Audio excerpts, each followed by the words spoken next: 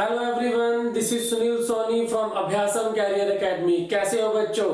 चलो तो आज हम डिस्कस करेंगे कि हमारा आरएमएस का एग्जाम हम किस तरह से क्रैक कर सकते हैं, कैसे हमें उसके लिए प्रिपेयर करना चाहिए, जो कि आपका आ गया है 18 दिसंबर को। तो बेटा जो बच्चों ने अभी प्रिपरेशन स्टार्ट नहीं करी है, बेटा अभी भी आपके पास टाइम है। मैं कुछ बेसिक बातें आपको बताऊंगा, कुछ नोट्स, कुछ आपको टेस्ट आपको अवेल करूंगा, वो बेटा आपने डिस्कस करने हैं एंड आफ्टर दैट आप ये एग्जाम क्रैक कर पाओगे। अभी भी टाइम है आपके पास, अभी भी आप प्रिपेयर कर सकते हो बेटा। ठीक है, तो आज हम उसी को डिस्कस करने वाले हैं। ओके, चलो स्टार्ट करते हैं बेटा कि how to prepare and crack the RMS exam. ठीक है, चलो तो बेटा सबसे पहले हमारे कुछ इंपॉर्टेंट डेट्स हैं, उनको डिस्कस कर लेते हैं। हमारे जो इंपॉर्टेंट डेट्स हैं बेटा, इसमें क्या क्या डेट्स हैं बेटा आपके पास? ये डेट्स हैं आपके पास, अगर हम देखें तो आपके पास सबसे पहले है बेटा कि हमारा एग्जाम कब रिलीज हुआ था। 10 सितंबर को रिलीज हुआ था। ठीक है, और जो लास्ट डेट था इसका अप्लाई करने का वो 15 अक्टूबर था। ठीक है, और जो हमारे एडमिट कार्ड है बेटा वो 22 नवंबर से रिलीज हो चुके हैं। जिसने अभी तक एडमिट कार्ड डाउनलोड नहीं किए बेटा, फटाफट एडमिट कार्ड डाउनलोड कर लो अपने। ठीक है, 22 नवंबर से रिलीज हो चुके हैं। और बेटा आपका एग्जाम आपको पता है कब है? 18 दिसंबर का। 18 दिसंबर बहुत नजदीक है बेटा। ठीक है, आपके पास बहुत कम टाइम है। ठीक है, फटाफट स्टडी स्टार्ट कर लो जिसने अभी तक नहीं करी है। एक काम आपने जरूर करना है, आप चाहे कुछ भी स्टडी कर रहे हो, लेकिन आपको सबसे पहले ये याद होना चाहिए कि आपका एग्जाम होगा किस तरह का, वो आपको पता होना बहुत जरूरी है। कैसा पैटर्न होगा उसका, क्या वे से हमें एग्जाम मिलने वाला है और कैसे सॉल्व करना है। तो उसके लिए बेटा आपने एग्जाम खुद देख के देखना है अभी। ठीक है, आज कल परसों जितने भी दिन बचे हैं आपके पास, आपने एग्जाम देकर देखना है खुद से। ठीक है, चलो आगे चलते बेटा। नेक्स्ट है बेटा आपके पास एलिजिबिलिटी टू अप्लाई। जिन बच्चों ने अप्लाई करना था उनकी एलिजिबिलिटी क्या होनी चाहिए बेटा? उनकी एलिजिबिलिटी होनी चाहिए कि आपका जो 6th क्लास के लिए देखे तो एलिजिबिलिटी होगा 10 to 12 इयर्स। मतलब बच्चा जो भी आप एग्जाम देना चाह रहे हो 6th क्लास के लिए, उनकी एज 10 to 12 ईयर होनी जरूरी है। ठीक है, इसी के बीच में रहेगी अप टू 31 मार्च 2023। 31 मार्च 2023 तक ही बच्चा जो जिसकी एज आ रही है वही एग्जाम दे सकता है, वो एलिजिबल होगा।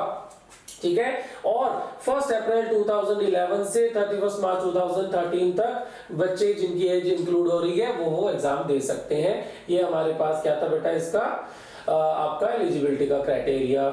Next for the 9th class. 9th class के लिए भी एंट्रेंस एग्जाम होता है आपका। उसका एलिजिबिलिटी क्राइटेरिया क्या है बेटा? आपका एज जो है स्टूडेंट का वो कहाँ होना चाहिए? 13 to 15 ईयर के बीच में रहना चाहिए। 13 to 15 ईयर। ठीक है, एंड वही सेम उसी तरह से 1 अप्रैल 2008 से लेकर कहां तक? 31 मार्च 2010। ठीक है, ये वाली डेट्स भी इंक्लूड रहेंगी। इस डेट्स के बीच में ही आप एलिजिबल रहोगे एग्जाम देने के लिए। अगर नेक्स्ट टाइम कोई एग्जाम देना चाह रहा है तो इसी तरह से आपको चेक कर लेना आपने। ओके, अभी बात करते हैं पैटर्न की कि 6th क्लास के लिए एग्जाम का पैटर्न क्या बनेगा। जो 6th क्लास का बेटा एग्जाम का पैटर्न है उसमें क्या क्या टॉपिक्स आने बेटा? English, GK and current affair. GK होता है बेटा जो जनरल नॉलेज का रहेगा आपका, स्टैटिक जीके भी होगा उसमें। ठीक है, और करंट अफेयर रहता है बेटा जो लास्ट 6 मंथ में जो करंट में वैल्यूज जो भी वर्क हो रहे हैं, ठीक है, वो सब आपने सुनना है। न्यूज में मिल जाएंगे आपको, नोट्स में प्रोवाइड कर दूंगा, वो भी आपने पढ़ने हैं। ठीक है, तो जीके और करंट अफेयर आपका जो रहेगा उसके 50 क्वेश्चन आएंगे। इंग्लिश के 50 क्वेश्चन है, 50-50 मार्क्स के क्वेश्चन होंगे ये। फिर आ जाएगा बेटा इंटेलिजेंस टेस्ट। इंटेलिजेंस को हम बेटा रीजनिंग भी कहते हैं। ठीक है, रीजनिंग का टेस्ट होगा, 50 क्वेश्चन आएंगे, 50 मार्क्स मिलेंगे आपको। देन मैथमेटिक्स का पोर्शन आ जाता है, इसके भी 50 क्वेश्चन है, 50 मार्क्स का एग्जाम है आपका।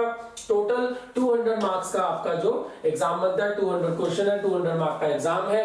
ये इस तरह से आपका बेटा पैटर्न रहेगा 6th क्लास के लिए। ओके, चलो नेक्स्ट एक पैटर्न पे चलते हैं। नेक्स्ट आपका 9th क्लास का पैटर्न। 9th क्लास का पैटर्न किस तरह का बन रहा है? इसमें बेटा पहले पेपर 1 बनेगा और पेपर 2 बनेगा। पेपर 1 में बेटा आपके पास English, Hindi, social science 3 subject आ रहे हैं, जिसमें इंग्लिश के 50 क्वेश्चन है 50 मार्क्स के। ठीक है, हिंदी के 20 क्वेश्चन है, ये भी 20 मार्क्स के रहेंगे। सोशल साइंस के 30 क्वेश्चन है, 30 मार्क्स के रहेंगे। 2 आवर्स इसका टोटल ड्यूरेशन है एग्जाम का। मैथमेटिक्स का सेकंड पेपर बनेगा, उसमें मैथमेटिक्स और साइंस दो सब्जेक्ट आएंगे, दोनों के 50-50 क्वेश्चंस होंगे, मार्क्स भी दोनों के इक्वल है 50-50 मार्क्स, टोटल 200 मार्क्स आपको मिलने वाले हैं, या 2 आवर का आपका बेटा जो है इसमें एग्जाम रहने वाला है। ये आपका एग्जाम का पैटर्न हो गया 6th क्लास और 9th क्लास के लिए। ठीक है, सबसे पहले ये याद रहना चाहिए कितने क्वेश्चन आने हैं, मेरे पास कौन सा सब्जेक्ट कितना मुझे स्कोर करवा रहा है, ये मुझे पता होना चाहिए। ठीक है बेटा, ओके चलो नेक्स्ट पे चलते हैं। नेक्स्ट है आपका strategy to crack the exam. ये बहुत इंपॉर्टेंट पार्ट है, क्योंकि हमने एग्जाम क्रैक करना है, उसके लिए मैंने जो स्ट्रेटेजी बनाई है जिससे हम एग्जाम क्रैक कर सकते हैं। फर्स्ट पॉइंट है आपका बेटा क्या, रेलेवेंट स्टडी मटेरियल, मतलब कि जो एग्जाम में देने वाला हूं बेटा सिर्फ उसी से रिलेटेड मटेरियल चाहिए मुझे, एक्स्ट्रा कोई चीजें नहीं पढ़नी है मुझे। ठीक है, तो वो आपका प्रॉपर अच्छे से आपको स्टडी करना होता है। नेक्स्ट, शॉर्टकट्स, ट्रिक्स, लॉजिक्स, ये बहुत इंपॉर्टेंट पार्ट है, क्योंकि आपका बेटा एग्जाम जो है वो ऑब्जेक्टिव है, यानी कि एमसीक्यू क्वेश्चन बनने हैं आपके। एमसीक्यू क्वेश्चंस कौन से होते हैं, जिसमें ABCD लिखा होता है, ठीक है, आपको सिर्फ टिक करना होता है। तो वो वाले जो क्वेश्चन है उनको अगर हम शॉर्टकट, ट्रिक्स और लॉजिक्स के थ्रू सॉल्व करते हैं, फास्ट आंसर आते हैं, हम ज्यादा स्कोर कर पाते हैं। ठीक है, ओके नेक्स्ट, इसके लिए हम बेटा किसकी हेल्प लेंगे, शॉर्टकट्स के लिए हम लगाएंगे बेटा हेल्प इसमें वैदिक मैथ की। ठीक है, वैदिक मैथ नाम का बेटा एक मैथ होता है, हम वैदिक मैथ का हेल्प लेंगे। मैं आपको कुछ नोट्स प्रोवाइड करूंगा, वो नोट्स आप रीड करना, उससे आपको काफी हेल्प मिलने वाली है। ठीक है, परफेक्ट गाइडेंस बेटा, परफेक्ट गाइडेंस हमें बहुत जरूरी है। हमारा एक टीचर हमें चाहिए जो बहुत अच्छे से हमें गाइड करे, क्या क्या पॉइंट्स हमें चाहिए पढ़ने के लिए, ताकि हम ये एग्जाम क्रैक कर सके। ठीक है, क्या पढ़ना था क्या नहीं पढ़ना था, ये ध्यान देना बहुत जरूरी होता है किसी भी एग्जाम को क्रैक करने के लिए। और नेक्स्ट है बेटा आपके पास एग्जैक्ट टाइम टेबल बनाना बहुत जरूरी है, कि इतने टाइम पर मैं ये वर्क करूंगा, इतने टाइम पर ये वर्क करूंगा। अगर आप बिना टाइम टेबल के स्टडी करते हो, कभी भी आप एक अच्छे वे से स्टडी नहीं कर पाओगे। ठीक है, ओके, इसलिए टाइम टेबल जरूर बनाना चाहिए हमें। नेक्स्ट नंबर 2 है बेटा आपके पास हार्ड वर्क 30%, स्मार्ट वर्क 70%। बिल्कुल ऑब्वियस ही बात है, आज का टाइम है ही स्मार्ट लोगों का। ठीक है बेटा, स्मार्ट वर्क करना बहुत जरूरी है। स्मार्ट वर्क का मतलब ये है कि क्वेश्चन को देख के ही अगर मैं आंसर बता दूं, ठीक है, देखते ही कि यार इसके लिए ये लॉजिक चलेगा, ये आंसर आ जाएगा। ठीक है, यानी कि मुझे अगेन फिर से जाना पड़ेगा ट्रिक्स, शॉर्टकट्स के ऊपर, यही मेरा स्मार्ट वर्क बनता है। हार्ड वर्क कम करना है, यानी कि हमने ज्यादा कैलकुलेशंस, ज्यादा सिंप्लीफिकेशन नहीं करने हैं, फास्ट आंसर बताने हैं। ठीक है, okay. And next is the patience and faith. Patience रखना है, जब आप स्टडी कर रहे होगे आपको पेशेंस रखना है अपने पास। पेशेंस का मतलब होता है कि आपको डरना नहीं है स्टडी करते हुए, कि आपने पता नहीं मेरा एग्जाम क्रैक होगा कि नहीं होगा, मेरे पास तो बहुत कम टाइम है, मैं तो समझ नहीं पा रहा हूं चीजों को। नहीं, ऐसा कभी भी नहीं। पढ़ते हुए सिर्फ पढ़ना है, एग्जाम के बारे में नहीं सोचना। ठीक है, सिर्फ टॉपिक पढ़ने हैं, समझने हैं और उनको याद करना है। ठीक है, ओके। नंबर 2, फेथ आपके पास किस पर रखना है बेटा, फेथ भगवान पे रखना है, गॉड में फेथ रखना है। ठीक है, कि अगर हम अच्छे दिल से, अच्छे सच्चे मन से स्टडी कर रहे हैं तो भगवान हमारी हेल्प जरूर करेगा। फेथ होना बहुत जरूरी है। ठीक है, ओके। तो फेथ, लेकिन याद रखना भगवान सिर्फ उसी की हेल्प करता है, गॉड आएंगे सिर्फ उसी के लिए जो खुद भी कुछ कर रहा है, खुद भी कुछ ना कुछ वर्क कर रहा है। ठीक है, ऐसे नहीं कि हम बैठे हैं भगवान पे फेथ करके बैठे हैं हो जाएगा, ऐसा कुछ नहीं होगा। ठीक है, आपको पढ़ना पड़ेगा। ठीक है, next, do more practice. Last point बहुत ज्यादा खतरनाक वाला है, डू मोर प्रैक्टिस। जितनी ज्यादा प्रैक्टिस करोगे उतना ही इजीली एग्जाम आप क्रैक कर सकते हो। प्रैक्टिस प्रैक्टिस प्रैक्टिस, बस और कुछ नहीं। जब तक मेरा एग्जाम नहीं हो जाएगा मैं प्रैक्टिस करता ही रहूंगा क्वेश्चंस की। नंबर ऑफ क्वेश्चंस प्रैक्टिस करने हैं मुझे। ठीक है, जीके के लिए मुझे बहुत सारे टर्म्स पढ़ने हैं, बहुत सारा लॉजिक्स जो भी मेरे पास आ रहे हैं वो सारे पढ़ने हैं मुझे। इंग्लिश के टर्म्स पढ़ने हैं, रीजनिंग के टर्म्स पढ़ने हैं, सारा मैं पढ़ता ही रहूंगा टिल जब तक मैं अपना एग्जाम नहीं दे आता जाकर। ठीक है, क्योंकि जितना ज्यादा मैं स्टडी करूंगा बेटा उतना ही इजीली क्रैक करके आऊंगा, मुझे डर कम लगेगा चीजों को देख के। ठीक है, ओके। तो ये चीज आपका पोर्शन बनता रहेगा, मोर प्रैक्टिस। ठीक है, ओके। चलो बेटा नेक्स्ट पॉइंट।